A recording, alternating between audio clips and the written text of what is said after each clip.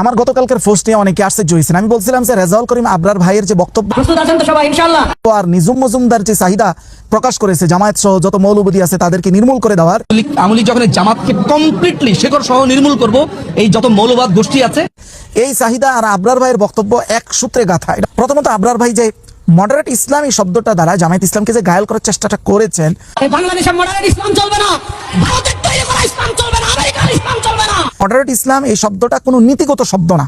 নীতিগত শব্দ হইলে তো ওনারা নতুন ধর্ম কইতো এটাকে। এইটা হলো কৌশলগত একটা শিরোনাম, এবং এই কৌশলগত শিরোনামের এইরকম ইতিহাস সুন্নি মুসলমান শাসকদের মধ্যে আছে। কিরকম আসেন বিষয়টা ধাপে ধাপে ব্যাখ্যা করি, ঠান্ডা মাথায় নিরপেক্ষ মেজাজে শুনতে হবে। মাউসুআ সাফির লিতারিখ আল ইসলামী এই কিতাবটা লিখেছেন একজন না, অনেক লেখক লিখেছেন। মাজমুআতুল মুআল্লিফিন এই কিতাবের 2 নম্বর খণ্ড 128 নং পৃষ্ঠায় একটা বর্ণনা আছে এরকম যে ওয়াসাগু শিআরান খাদিআন লিদাওয়াতিহিম ওয়া হুয়া দাওয়াতু ইলা রিদা মিন আলি মুহাম্মদ। আব্বাসীয় খলিফা মানে সুন্নি শাসকদের যে কয়েকটা বড় বড় খেলাফতের একটা তো হলো আব্বাসী খেলাফত। তো আব্বাসী খেলাফত প্রতিষ্ঠিত হওয়ার সময় অনেকগুলো বাধার মধ্যে একটা বড় বাধা ছিল শিয়া সম্প্রদায়। তো তারা করলো কি, শিয়াদেরকে খুশি করার জন্য আব্বাসীরা একটা স্লোগান দিত। সেই স্লোগানটা ছিল এটা যে আর রিদা মিন আলি মুহাম্মদ। মর্মার্থটা হলো, শাব্দিক অর্থ না, মর্মার্থ হলো যে মুহাম্মদুর রাসূলুল্লাহর আলে বাইত যারা পরিবারভুক্ত তাদের মধ্য থেকে কেউ একজনকে আমরা প্রেসিডেন্ট হিসাবে নির্ধারণের আহ্বান জানাচ্ছি। তো এই মর্মার্থটা বুঝাইতে তারা এই সংক্ষিপ্ত শব্দটা ব্যবহার করতে যে আর রিদা মিন আলি মুহাম্মদ। কিন্তু এই শব্দটা শুনে ফাক্তানা কাসীরুম মিনাশ শিয়া, অধিকাংশ শিয়ারা খুশি হয়ে গেল, খুশি হয়ে আব্বাসীদেরকে সাপোর্ট করলো। আব্বাসীদেরও তাদের সাপোর্ট প্রয়োজন ছিল। অথচ শিয়ারা মনে করলো কি যে এই স্লোগানের মূল অর্থ হলো আন্নাল মাকসুদ হুয়া দাওয়াতু ইলা ওয়াহিদিন মিন আওলাদি আলিকিন আহফাদিন নবী সাল্লাল্লাহু আলাইহি ওয়াসাল্লাম, যে রাসূলুল্লাহর এমন কোন নাতি যে আলী রাদিয়াল্লাহু তাআলা নূর সন্তানদের এমন কাউকে হয়তো প্রেসিডেন্ট বানানো হবে। শিয়ারা এইটা মনে করে খুশি হইলো। অথবা তারা যে এরকম প্রকট বিরোধিতা করতো সুন্নিদের, সেই বিরোধিতা করার সুযোগটা কমে গেল। আব্বাসীদের উদ্দেশ্য কি ছিল? মা আন্না শিআর ইয়াত্তাসিউ লিয়াশমুল আল আব্বাসিয়িন আইদান। আব্বাসীদের উদ্দেশ্য মূলত ছিল আলে মুহাম্মদ বা মুহাম্মদ রাসূলুল্লাহর পরিবারভুক্ত তো আব্বাসীরা নিজেরাও। তাদের স্লোগানের মূল উদ্দেশ্য ছিল তাদের নিজেদেরকেই। কিন্তু শিয়ারা এটা বুঝলো শিয়াদের মতো করে। এর দ্বারা যে দুইটা ফায়দা হলো, সুন্নিদের ক্ষমতা শক্তিশালী করার একটা ভালো সুযোগ হলো, এবং শিয়াদের প্রকট বিরোধিতা থেকে বাঁচার একটা সুযোগ হলো। এই যে আব্বাসী সুন্নিরা যে স্লোগান দিছে, এটা কি নীতিগত স্লোগান ছিল না কৌশলগত স্লোগান? নিশ্চয়ই কৌশলগত স্লোগান। এবং এই কৌশলগত স্লোগানের মাধ্যমে তো আব্বাসী ও খলিফারা কোনো শিয়ায় রূপান্তর হয়েছে না, কখনোই না। একইভাবে বাংলাদেশ জামায়াত ইসলামের যে মডারেট ইসলাম এই যে শব্দটা, এটা সম্পূর্ণ একটা নীতিগত শব্দ না, বরং এটা কৌশলগত শব্দ, জাস্ট একটা কৌশলগত শব্দ। আব্বাসীয়রা যেভাবে ওই স্লোগানের মাধ্যমে শিয়ায় রূপান্তর হয় না, ঠিক একইভাবে জামায়াতে ইসলাম মডারেট ইসলাম এই স্লোগানের মাধ্যমে তারা আমেরিকান রূপান্তর হচ্ছে। সম্পূর্ণ ভ্রান্ত ধারণা, বরং নির্বুদ্ধিতার পরিচয় যারা এই কথাগুলো বলে। বরং আমরা মনে করি এতটুকু বুঝ বুদ্ধি ছাড়া সর্বস্ব শরীরের শক্তি দিয়ে আর মাইকের সাউন্ড বাড়ায়া চিল্লাইতে পারলেই মনে হয় যে সবকিছু তাত্ত্বিক হয়ে গেছে। বিষয়টা অতটাও সহজ নয়। আরেকটা বিষয় হলো, আব্বাসী ও খলিফারা যে স্লোগানটা দিছিল ইসলামের বিরোধীও তো ছিল না, কারণ মুহাম্মদ রাসূলুল্লাহর পরিবারভুক্ত ব্যক্তিদেরকে আপনার প্রেসিডেন্ট হিসাবে কামনা করা ইসলাম বিরোধীও না। ঠিক একইভাবে বাংলাদেশ জামায়াত ইসলাম যে মডারেট ইসলামের স্লোগান দেয়, এটাও ইসলাম বিরোধী না, সাংঘর্ষিক না। আপনি চোখ কপালে উঠে যাবে কিভাবে? আসেন এইভাবে। এবার আমি ব্যাখ্যা করে বিষয়টা বুঝাই। দেখেন মডারেট শব্দের অর্থ কি বলেন তো? এটার মূল শাব্দিক অর্থ হলো ভারসাম্যপূর্ণ বা মধ্যমপন্থা, মধ্যমপন্থী। অথচ ইসলাম আমাদেরকে তো এটাই বলে যে সূরা আল বাকারার 143 নম্বর আয়াতে যে ওয়াকাযালিকা জাআলনাকুম উম্মাতান ওয়াসাতা, আমি তোমাদেরকে সৃষ্টি করেছি মধ্যমপন্থী, ন্যায়পরায়ণ ও ভারসাম্যপূর্ণ জাতি হিসেবে। তাইলে এখানে দুইটা ফায়দা। একটা হলো জামায়াত ইসলাম এই স্লোগানের মাধ্যমে বামপন্থীদের যে বিরোধিতার প্রকট অবস্থান, সেটা থেকে তারা নিজেদেরকে বাঁচায় আনতে পারে। 2 নাম্বার হলো এই স্লোগানটা মৌলিকভাবে ইসলাম বিরোধীও নয়, কারণ এটার যে শাব্দিক অর্থ, ওই শাব্দিক অর্থ ইসলাম নিজেই 1500 বছর আগে থেকে বলে আসতেছে। এখন কথা হলো, আপনি বলতে পারেন ভাই এটা তো পশ্চিমাদের শব্দ, পশ্চিমারা কোন অর্থে বোঝায়? পশ্চিমারা মধ্যম পন্থা বলতে কি বোঝায়? হ্যাঁ, এটা সত্য যে পশ্চিমারা মধ্যম পন্থা বলতেই ধর্ম বিরোধিতাকেই বোঝায় বা ধর্ম থেকে বের হয়ে আসাটাকেই বোঝায়।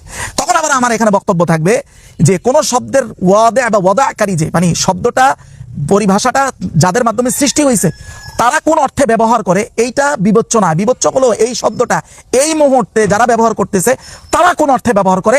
ফাতুয়ার ক্ষেত্রে বা যে কোনো সিদ্ধান্তের ক্ষেত্রে নির্ধারণ করা হয় আজকে যারা ব্যবহার করতেছে তারা কোন অর্থে ব্যবহার করতেছে, ওই অনুযায়ী বিবেচনা হয়। বিবেচনা এইভাবে হয় না যে অভিধানে এটা কোন অর্থে ব্যবহৃত। আপনি দেখেন উসুলবিদগণ এই কথাই বলছেন, আল ইবরাতু ফিল কালাম বিমুরাদিল মুতাকাল্লিম। কথার ক্ষেত্রে বিবেচ্য হলো বক্তা কোন অর্থে ব্যবহার করতেছে এটাই। শুধু তাই না, আমি আরো উসুলবিদগণের প্রমাণ দিই। আল কাওয়াইদ আল ফিকহিয়া আল কুবরা ওয়া মা তাফাররা আনহা, এই কিতাব লিখেছেন সালেহ আস-সাদলান, যেটা সৌদি আরবের রিয়াদ থেকে প্রকাশিত, 391 নং পৃষ্ঠায় উনি একটা লম্বা চূড়া বক্তব্য দিয়েছেন। উনি বলেন ওয়াকাদ ইয়াকুনু মা'নাল কালাম ফি আসলিল লুগাতি আকদান মুলজিমান। অনেক সময় দেখা যায় একটা শব্দ অভিধানে এই শব্দটা কোনো বাধ্যতামূলক চুক্তি বোঝায়। ধরেন এমন একটা শব্দ যেটা অভিধানের দিক থেকে বাধ্যতামূলক চুক্তিকে বোঝায়, কিন্তু ফায়ুসবিহু ফিল উরফি ওয়াদান গায়র মুলজিম, কিন্তু দেখা গেল ওই শব্দটা উরফ বা যেই সমাজে ব্যবহৃত হচ্ছে ওই সমাজে এটা ব্যবহার হইতেছে ধরেন ওয়াদার অর্থে, সাধারণ প্রতিশ্রুতির অর্থে। এখন তাইলে অভিধানে এটার অর্থ হলো যে বাধ্যতামূলক প্রতিশ্রুতি বা চুক্তি, কিন্তু সমাজে যারা ব্যবহার করে তারা কোন অর্থে, তারা সাধারণ অর্থে ব্যবহার করতেছে। তাহলে কোন অর্থ এখানে ধাতব্য? স্পষ্ট বলতেছে এখানে ধাতব্য হলো সমাজে উরফে যে অর্থে ব্যবহার হচ্ছে সেই অর্থে এটা ধাতব্য। উনি উদাহরণ দিয়ে এই কথা বলছেন, ওয়াকাদ ইয়াকুনু মা'নাহু বাইআন ওয়া মুআওয়াদাতান, এমন শব্দ থাকে যেটা আবিধানিক অর্থে এটা আসলে একটা বেচা কিনা বোঝায়, কিন্তু দেখা গেল ফায়ুসবিহু হিবাতান ওয়া নাহওয়া যালিক, সমাজে ব্যবহৃত অর্থে দেখা গেল এটাকে তারা উপহার বোঝায়, বেচার জায়গায় উপহার বোঝায় অথবা এই ধরনের অন্য কোনো অর্থ বোঝায়। তাহলে ধাতব্য কোনটা হবে?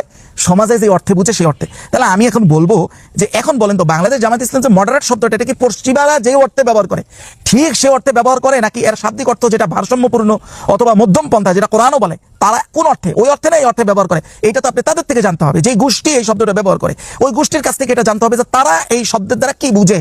সেটা কি আপনি কখনো জানার চেষ্টা করেছেন? বরং আমরা সিলসিলাতান কওমি উলামায়ে কেরাম এতটাই বিকৃত মানসিকতা লালন করতে খুব স্বাচ্ছন্দ্য বোধ করি যে এই শব্দটা যদি এখন সোশ্যাল মিডিয়া যদি না থাকতো, আগামী ধরেন 50-60 বছর পরের কওমি জেনারেশন যারা থাকতো তাদেরকে আমরা বলে দিতাম যে বাংলাদেশ জামায়াত ইসলাম এই ধর্মকে নতুনভাবে তারা প্রবর্তন করেছে মডারেট ইসলামের নামে, মানে এমনভাবে আমরা তাদেরকে বুঝাই দিতাম হয়তো যে একটা নতুন ধর্ম নিয়ে আসছে, অথচ আগাপাশা সম্পূর্ণ বিষয়টা ভিন্ন, অথচ তার কনটেক্সট ভিন্ন, ইতিহাস ভিন্ন, পরিস্থিতি ভিন্ন, কোনোটাই তারা সামনে আনতো না। জাস্ট যেভাবে বিকৃত করা যায় ওটাকেই সামনে আনতাম আমরা। ঠিক যেমন ভাবে গত 60-70 বছর ধরে সৈয়দ আবুল আলা মওদুদী রাহিমাহুল্লাহর ব্যাপারে ঠিক প্রোপাগান্ডাকে এই সিস্টেমেই মেনটেন করা হয়েছে। এখন কথা হচ্ছে যে আমাদের আবরার ভাই বলেছেন সারা পৃথিবীতে পরিবর্তন আসতেছে, বাংলাদেশও আসবে।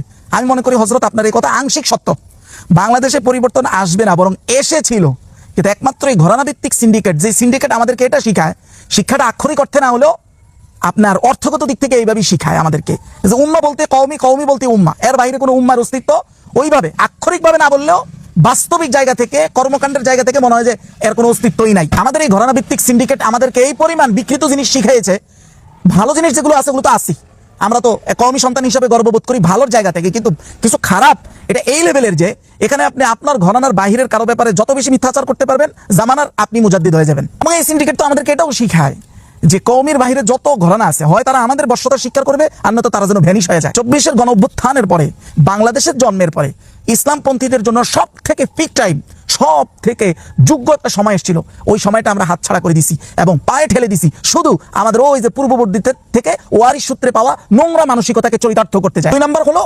নির্বুদ্ধিতা সম্পূর্ণ ওভার কনফিডেন্সের মাধ্যমে আমরা এটাকে ধ্বংস করেছি। এখন আমি ব্যাখ্যা করি যে আমি কেন বলেছি নিজুম মজুমদারের চাহিদা আর আবরার ভাইয়ের বক্তব্য একই সূত্রের কথা। দেখেন, নিজুম মজুমদার মৌলবাদ বলতে, এই যে মৌলবাদী বলতে এই শব্দটা ব্যবহার করে তারা যাদেরকে নির্মূল করে দিতে চায়, এটা কি শুধু জামায়াত ইসলাম না, এখানে আমরা সমস্ত ইসলামপন্থীরা আছি। মানে আমাদের শত্রুরা আমাদেরকে এক ফ্রেমিংয়ে দেখে, কিন্তু আমরা নিজেদেরকে আলাদা আলাদা ফ্রেমিংয়ে দেখি, যার এই ফ্রেমিংগুলোর কোনো বাস্তবতা নাই।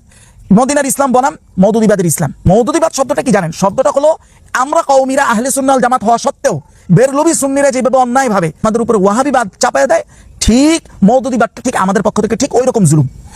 মাওলানা সৈয়দ আবুল আলা মওদুদী রাহিমাহুল্লাহর অনেক গবেষণা আছে, এই গবেষণাগুলোর ব্যাপারে 99% আমাদের পূর্ববর্তীরা মিথ্যার ফাউন্ডেশন দাঁড় করাইছে, যেগুলোর সত্যতা নাই, এবং এগুলো তো আমরা ডে বাই ডে আমরা ক্লিয়ার করতেছি, করতে থাকবো ইনশাআল্লাহ।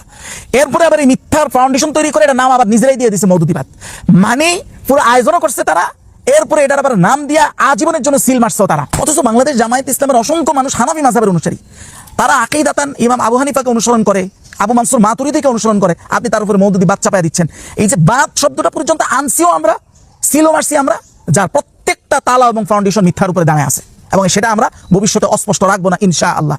এখন তাইলে বিষয়টা কি দেখেন, শত্রুরা আমাদেরকে এক ছাঁচে আনিয়ে দেখে, কিন্তু আমরা ওই যে আমাদের বড়দের থেকে পাওয়া নোংরা অভ্যাস, ওই অভ্যাস দিয়ে আমরা নিজেদেরকে আলাদা আলাদা সাঁস করি। এই আলাদা আলাদা যখন ফ্রেমিংয়ে আমরা চলে যাই, তখন সুবিধাটা মূলত কার হয়? সাময়িক সুবিধা, রুটি রুজির হয়তো আমাদের হয়, কিন্তু স্থায়ী মূল সুবিধাটা হয় এই শত্রুদের। গত 17 বছরে আওয়ামী লীগ সরকার যাদেরকে নিধন করেছে, এই সুবিধাটা কাদের মাধ্যমে হয়েছে? একমাত্র আমাদের মাধ্যমে হয়েছে। বাংলাদেশ জামায়াত ইসলামকে যখন নিধন শুরু করছে, তখন আমরা কওমিরা বিশ্বাসই করি নাই যে এই নিধন আমাদের গায়ের উপরও আসবে, কিন্তু আসছে। আসার পরে কি হয়েছে? আসার পরে মানে আমাদের ম্যাক্সিমামরা অন্তর্ঘাতমূলক দালালে রূপান্তর হয়েছে, আর কিছু আলেম সেখানে আটকে গেছে, জুলুমের শিকার হয়েছে অল্প কিছু আলেম, বাকিরা সব দালালের রূপান্তর করে নিজেদের অবস্থানকে ঢেকে দিছে। তাহলে বোঝা গেল গত 17 বছরে যারা আলেমদেরকে নিধন করেছে, এই পথকে সুগম করেছে আলেমরাই। তাহলে এইবার আপনি বুঝতে পেরেছেন যে এই যে আমরা নিজেদেরকে অযাচিতভাবে ফ্রেমিং করে আলাদা করি, এই চেতনাটাই এই নিজাম মজুমদারের নির্মূল করার চাহিদা আর আমাদের এই চেতনা, এটা যে এক সূত্রে গাথা, একটা আরেকটার সাথে কোলাবরেটর হিসেবে কাজ করতেছে, কোলাবরেশন হিসেবে কাজ করতেছে। এই জায়গা থেকে আমি বলছি আবরার ভাইয়ের বক্তব্য, এটা শুধু আবরার ভাইয়ের না, আমাদের গত 100 বছর সবার বক্তব্য এই ধরনেরই। এদের এই বক্তব্য আর এই নিজাম মজুমদারের চাহিদা এক সূত্রে গাথা। আল্লাহ আমাদেরকে ক্ষমা করুক।